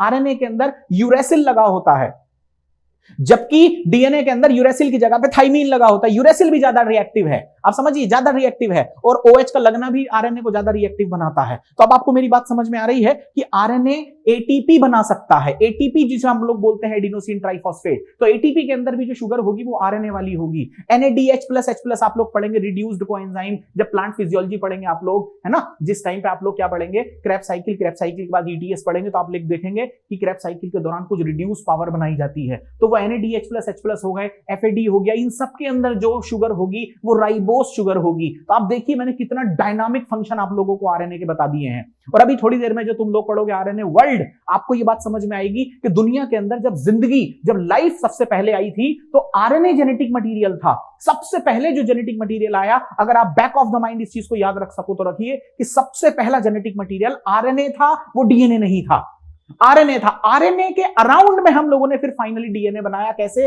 रिवर्स ट्रांसक्रिप्शन करके, वो बात की बात है, थोड़ी देर बाद समझा दूंगा। आप बस इतना याद रखिए कि आरएनए फर्स्ट जेनेटिक मटेरियल है, आरएनए से डीएनए आया है, और अब आरएनए क्योंकि ज्यादा रिएक्टिव है इसीलिए आरएनए को डायनामिक फंक्शन दे दिए गए, जबकि डीएनए जो है वो कम रिएक्टिव है और मोर स्टेबल है, इसीलिए उसको उसको किसकी तरह, जेनेटिक मटेरियल को, इंफॉर्मेशन को स्टोर करने का मॉलिक्यूल बनाया गया। तो अब आप और इधर आइए और ध्यान से देखिए, can you recall the two chemical differences between DNA and RNA। तो अब बहुत ध्यान से मेरी बात फिर समझिए, मैंने आपको ये चीज बोल रखी है, थोड़ा फास्ट जाऊंगा इसमें, लेकिन सिर्फ समझाना है, करना कुछ नहीं है। बहुत ध्यान से देखिए। नंबर 1, अगर मैं आपसे पूछूं कि जेनेटिक मटेरियल की क्या ऐसे क्राइटेरिया होने चाहिए, जेनेटिक मटेरियल की ऐसी क्या खासियत होनी चाहिए जो उसको फुलफिल करेगा वो जेनेटिक मटेरियल बनेगा? बिल्कुल सही है, सुनो, genetic material should be able to generate its replica. इसका मतलब जेनेटिक मटेरियल अगर आप किसी चीज को कह रहे हैं तो उसके अंदर कम से कम इतनी काबिलियत तो होनी चाहिए कि वो अपनी रेप्लिकेशन कर सके, वो अपना रेप्लिका बना सके। रेप्लिका मतलब कॉपी बना सके। तो आप ये बात अच्छे से जानते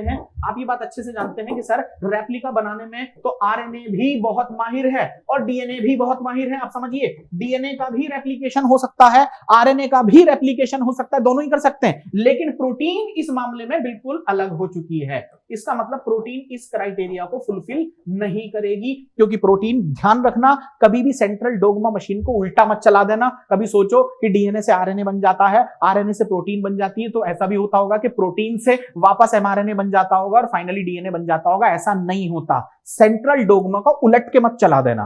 वो दूसरी बात है कि ट्रांसक्रिप्शन उल्टा चल सकता है। इसका मतलब रिवर्स ट्रांसक्रिप्शन नाम की तो कोई चीज है, लेकिन रिवर्स ट्रांसलेशन नाम की कोई चीज नहीं है, और अगर हो तो भैया डिस्कवरी करते रहो, मुझे भी बताइएगा। आगे बढ़ते हैं। It should be stable chemically and structurally. अब यहां देखो दिक्कत आ जाएगी। जब इसका सेकंड क्राइटेरिया मैंने बोला कि जेनेटिक मटेरियल आप उसे कहिए जो स्ट्रक्चरली और केमिकली स्टेबल रहे, तो स्टेबल का मतलब यह हुआ कि वो कम रिएक्टिव हो, और मैंने आपको अभी अभी क्या बोला कि आरएनए ज्यादा रिएक्टिव है, इसीलिए वो कम स्टेबल है। तो इस कंडीशन में मुझे जेनेटिक मटेरियल में डीएनए जीतता हुआ दिख रहा है, बिल्कुल ऑस्ट्रेलिया की तरह, लेकिन आरएनए यहां पर हारता हुआ दिख रहा है इंडिया की तरह। कोई बात नहीं, इंडिया के एंड में दिया मतलब दिया है और ऑस्ट्रेलिया के एंड में लिया है, बस इसी लिया दिया में हमारा वर्ल्ड कप इधर से उधर हो गया। खैर, ये मैंने इंस्टाग्राम पे पढ़ा था, इस तरह की चीजें वो लोग डालते रहते, मुझे अच्छा लगा। खैर, आगे बढ़िए। तो अब तीसरा देखिए, इसने ये बोला है कि it should provide the scope for flow changes. अब रुको यहां पे, स्लो चेंजेस से मेरा मतलब ये था कि अगर कोई भी जेनेटिक मटेरियल हो तो कम से कम उसके अंदर म्यूटेशन होना चाहिए, लेकिन वो म्यूटेशन बहुत स्लो होना चाहिए। ऐसा ना हो कि मेरे पापा मम्मी से मैं आ गया और मेरे अंदर इतना डीएनए, मतलब डीएनए जो है वो इतना म्यूटेशन कर गया, इतना चेंज हो गया कि मेरा आने वाला बच्चा डायनासोर बन के आ रहा है। तो ऐसा ना हो कि एक ही जनरेशन में पता चला कि एकदम चेंज हो गया। जैसे आप अरे खुद सोचो, आप म्यूटेशन तो होता आया ना, तुम लोग किससे आए हो? बैक्टीरिया से। तो एक बैक्टीरिया से, फिर बैक्टीरिया से मल्टी सेलुलर ऑर्गेनिजम्स बने, फिर आपको ये बात समझ में आती है कि फिर वो धीरे धीरे, जैसे कि आपके रेप्टाइल हैं, रेप्टाइल से बर्ड्स बने, बर्ड्स के बाद में फिर मैमल आए। तो ये बहुत स्लो चेंज हुआ है। ऐसा नहीं है कि ये पलक झपकते अगले दिन या एक आध साल के अंदर अंदर क्या पता चला वाओ यार ये तो म्यूटेशन हो गया। ऐसा नहीं हुआ भैया, मिलियंस ऑफ ईयर का केस है ये। तो अब अगर हम लोग ये कहें कि आज से करोड़ों साल पहले जो हम इंसान थे वो इंसान नहीं थे, हम कोई दूसरी स्पीशी थे, भैया मैं साइंस पढ़ा रहा हूं, इसमें धर्म मत घुसा देना, कभी पुतले जलवा दो मेरे, सुन लो मेरी बात ध्यान से। तो ये बहुत स्लो चेंजेस हुए हैं, बहुत स्लो। जब आरएनए की तुम बात करोगे तो आरएनए को जेनेटिक मटेरियल मत मान लेना अपने अंदर। वजह बता दूं क्या है? क्योंकि आरएनए अगर जेनेटिक मटेरियल होता तो वो स्लो स्कोप लेता ही नहीं, वो तो बड़ा रिएक्टिव है। रिएक्टिव क्यों है? दो वजहों से। पेंटोस शुगर के पास में OH फ्री है और यूरेसिल नाइट्रोजिनस बेस है, बात समझिए। तो इतना रिएक्टिव है कि आज कुछ है तो कल को कुछ और हो जाएगा। आई थिंक आपको मेरी राशनेल समझ में आ रही है जो मैं आपको दिमाग में आपके डालने की कोशिश कर रहा हूं। जैसे एग्जांपल के तौर पर समझिए कोविड-19 वायरस आया, आरएनए वायरस। अब ध्यान से सुनिए कि वैक्सीन बनाई गई, और जब वैक्सीन बनाई गई तो कुछ लोग अब क्या कह रहे हैं, भैया प्रीवियस वैक्सीन अब काम ही नहीं कर रही। अरे भाई क्यों नहीं कर रही? क्योंकि जो आरएनए अब है, मतलब जो वायरस है कोविड-19, वो म्यूटेट करके अपना नया क्या बना गया, वेरिएंट बना गया। तो मेरी बात तो समझिए, अरे इतनी जल्दी वेरिएंट नया कैसे बना लिया? क्योंकि बहुत फास्ट म्यूटेशन कर रहा है। स्लो स्कोप नहीं है, बहुत फास्ट स्कोप है म्यूटेशन का, चेंज करता चला जा रहा है, चेंज करता चला जा रहा है, चेंज करता चला जा रहा है। तो अगर तुम्हारा जेनेटिक मटेरियल अगर आरएनए होता तो तुम्हारे दादाजी किसी दूसरी स्पीशी के होते, पापा तुम्हारे किसी दूसरी स्पीशी के होते, तुम कुछ और होते, तुम्हारे आने वाले बच्चे कुछ और होते। 3 से 4 जनरेशन में इतना म्यूटेशन आ जाता कि दादाजी कुछ और थे तो फिर आने वाला उसका परदादा परपोता बोलेंगे वो कुछ और ही निकला। लेकिन ऐसा तो नहीं होता। मैं भी इंसान हूं, मेरे पापा मम्मी इंसान हैं, उनके पापा मम्मी इंसान हैं, उनसे पीछे चलिए वो इंसान है, उनसे पीछे चलिए वो इंसान है, 2, 10, 12, 20 इतनी प्रजातियां पीछे ले जाओ, सब इंसान थे। क्यों थे? क्योंकि मुझे नहीं पता कितनी जनरेशन, मिलियंस ऑफ ईयर मुझे पीछे जाना पड़ेगा, तब कहीं समझ में आएगा कि हाँ वो शायद इंसान नहीं थे, वो कोई दूसरी स्पीशी रहे होंगे, उनसे इवॉल्व होकर मैमल्स बने होंगे। आई थिंक इतनी देर से मैं बोल रहा हूं तो आपको मोटी मोटी बात समझ में आ रही है। तो यहां पर फिर देखिए, it should provide the scope for slow changes, और इसमें भी मुझे डीएनए जीतता हुआ नजर आ रहा है। इसमें डीएनए, क्योंकि आरएनए जो है वो बहुत फास्ट क्या करेगा, इवोल्यूशन में हेल्प करेगा, और पता चला स्पीशी की स्पीशी को चेंज कर देगा। आगे देखिए, it should be able to express itself in the form of Mendelian character. हाँ बिल्कुल, मेंडेलियन कैरेक्टर की फॉर्म में प्रोटीन बननी चाहिए और वो उसके कैरेक्टर को शो करना चाहिए। जैसे कि पौधों के अंदर आप लोगों ने देखा होगा, भाई पी प्लांट क्यों लिया गया था? पी प्लांट के अंदर आप लोगों ने देखा कि एक लंबा पौधा था, एक छोटा पौधा था, इन्हीं को तो मैंने मेंडेलियन कैरेक्टर कहा। तो आप मुझे एक बात बताइए, मैं अगर आपको एक जीन का इतना बड़ा टुकड़ा दे दूं और आपसे पूछूं जरा बताना ये जीन किस चीज का है, तो आप तो चक्कर खा के गिर जाओगे, अरे सर हम कैसे बताएं, ये तो डीएनए है, इसमें जीन किस चीज का मुझे कैसे पता? तो एक समझदार व्यक्ति क्या बोला कि सर रुकिए, कैसे भी करके इस डीएनए से आरएनए बनवा लीजिए, फिर कैसे भी करके इस आरएनए से प्रोटीन बनवा लीजिए, फिर वो जो प्रोटीन बन के निकल के आएगी फिर मैं बताऊंगा आपको कि ये क्या चीज है।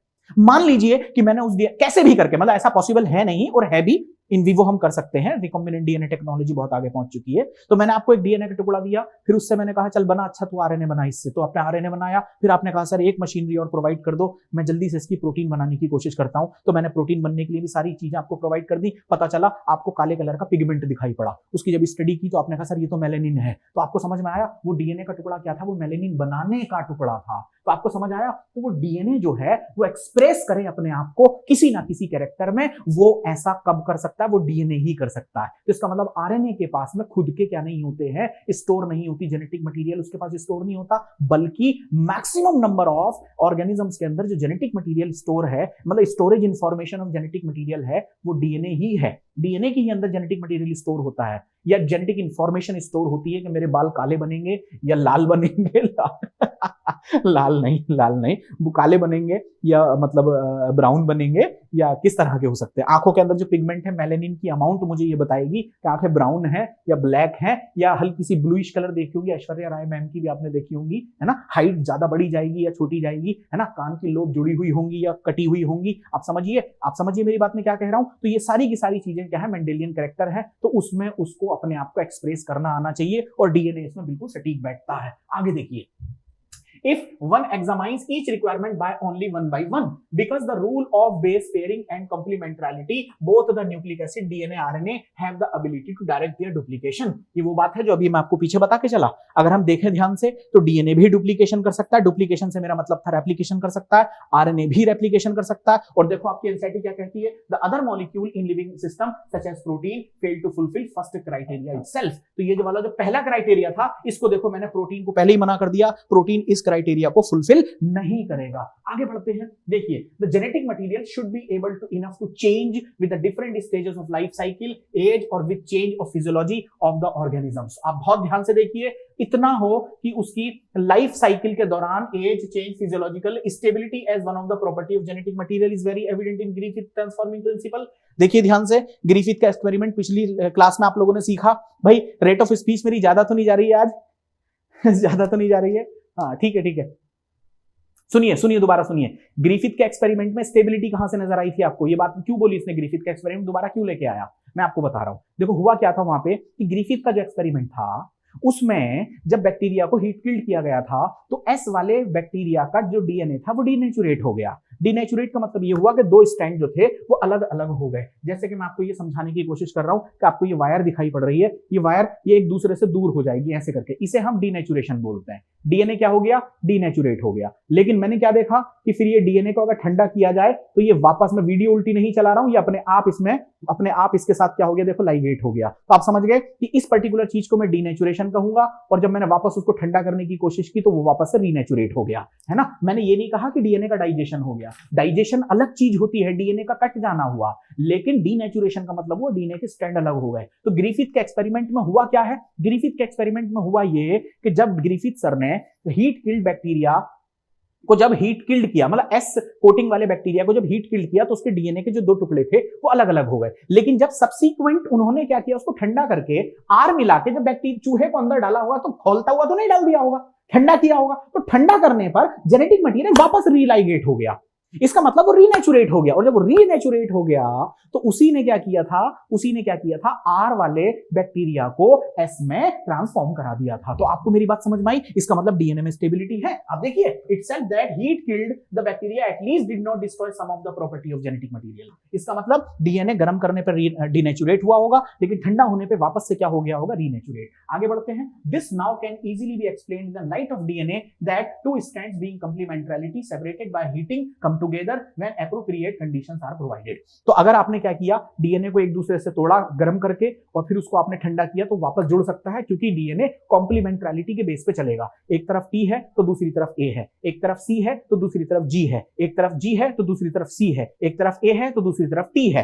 तो ए टी के साथ बाइंड करेगा दो नाइट्रोजनस हाइड्रोजन बॉन्ड के साथ, और सी जी के साथ क्या करेगा, पेयर करेगा तीन हाइड्रोजन बॉन्ड के साथ। आप जानते हैं कंप्लीमेंट्रिटी बेस पेयरिंग रूल क्या था, शारगाफ सर ने आप लोगों को क्या बताया था, आपको याद आ रहा है थोड़ा सा। आगे बढ़िए, फर्दर ये तो मुझे अंडरलाइन करना पड़ेगा, ये तो बड़े बड़े काम की चीज है। देखिए जरा फर्दर क्या कह रहा है, ये कह रहा है कि further second hydroxyl group, second number की मॉइटी पर hydroxyl group present at every nucleotide in RNA is a reactive group and marks the RNA liable and easily degradable.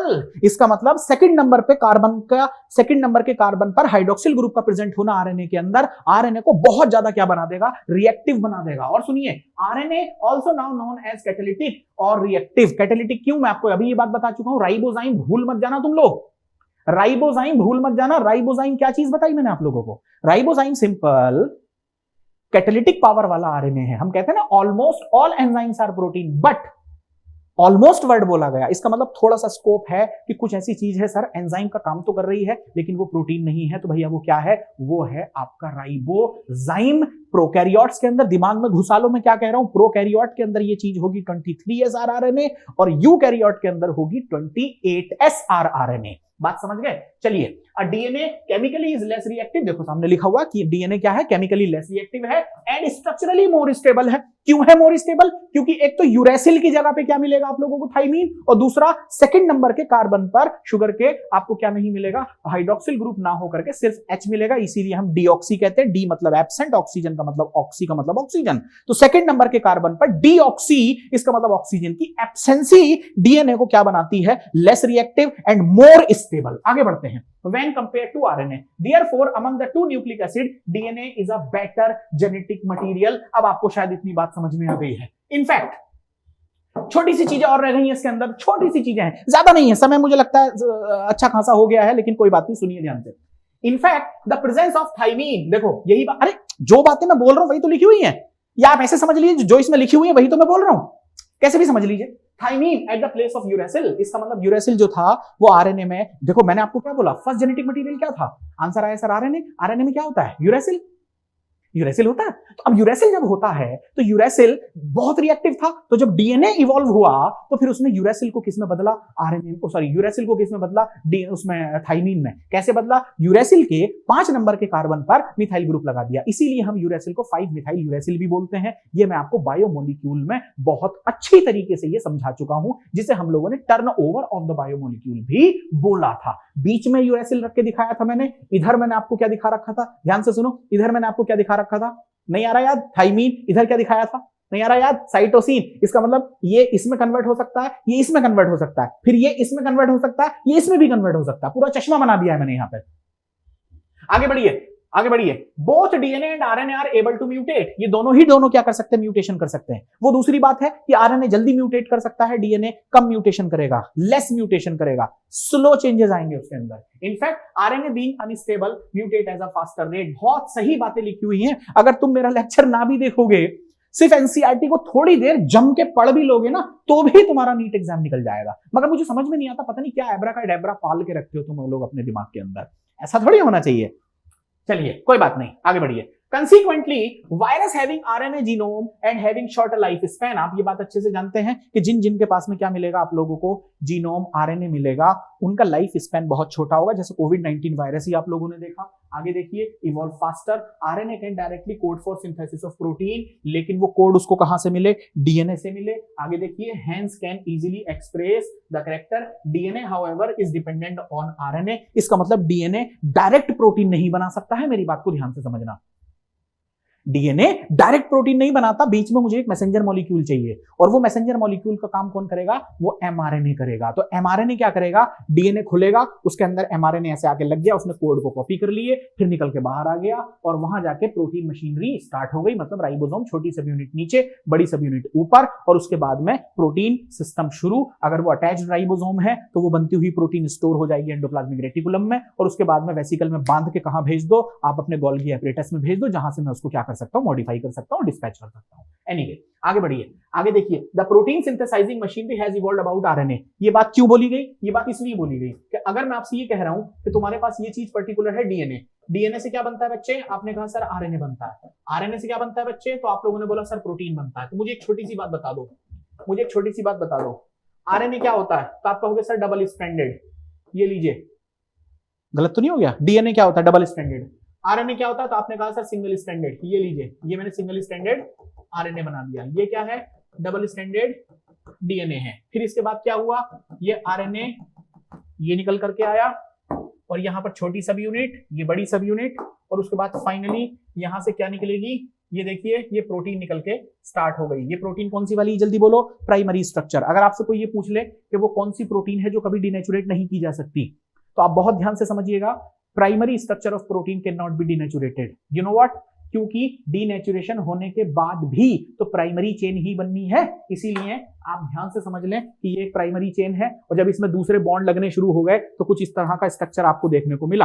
अब बताओ, ये पर्टिकुलर स्ट्रक्चर, ये प्रोटीन का है, इसे डीएनए ना समझें, तो ये पर्टिकुलर चीज क्या है बताओ मुझे। तो आपने कहा सर ये तो आपने टर्शियरी स्ट्रक्चर बना दिया। मैंने इसको गर्म किया तो जो एक्स्ट्रा बॉन्ड लगे हुए थे, जैसे वंडरवॉल फोर्सेस लगे हुए थे, है ना, डाइसल्फाइड बॉन्ड लगे हुए थे, हाइड्रोजन बॉन्ड लगे हुए थे, इलेक्ट्रोस्टैटिक फोर्सेस लगे हुए थे, सब टूट गए, और आपके हाथ में क्या आ गया, प्राइमरी स्ट्रक्चर। और जब प्राइमरी स्ट्रक्चर आया तो बच्चे है तो प्रोटीन ही। अब बताओ, क्या इस स्ट्रक्चर को तुम डीनेचुरेट डीनेचुरेट कर पाओगे यार? The answer is no. तो वो कौन सी प्रोटीन है जो कभी डीनेचुरेट नहीं की जा सकती? The answer is primary protein. हाँ, डाइजेस्ट जरूर कर सकते हो। अगर आपने इसको प्रोटीएज एंजाइम दे दिया तो प्रोटीएज एंजाइम आएगा और इसको काटना शुरू कर देगा। ये देखिए, ये क्या हो रहा है? ये प्रोटीन के अमीनो एसिड टूट रहे हैं और इस पर्टिकुलर चीज को तुम लोग क्या बोलोगे? तो ये प्रोटीन कट रहा है, ये डीनेचुरेट नहीं हो रहा है। तो अब आपको समझ में आ गई बात। अब एक बात बताइए, दुनिया में सबसे पहले कौन आया? मुर्गी आई या अंडा आया?